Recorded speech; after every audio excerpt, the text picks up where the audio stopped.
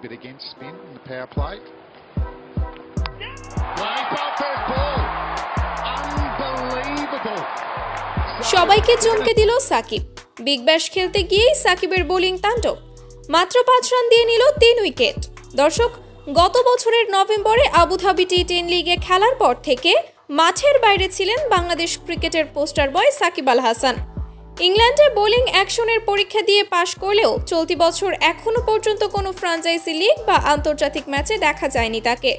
এতে করে অনেকেই ধরে নিয়েছিলেন হয়তো ক্যারিয়ারের শেষ পর্যায়ে চলে গেছেন বিশ্বসেরা এই অলরাউন্ডার। তবে সবাইকে অবাক করে দিয়ে আবারও ক্রিকেটে ফিরেছে সাকিব আল হাসান, সেটি আরও রাজার বেশে। কেননা সামনে রয়েছে গ্লোবাল সুপার লিগ, তাই তো দল গোছাচ্ছে দলগুলো।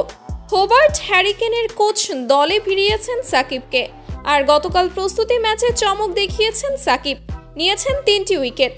তাই তো ধারণা করা হচ্ছে গ্লোবাল লিগে খেলবেন সাকিব।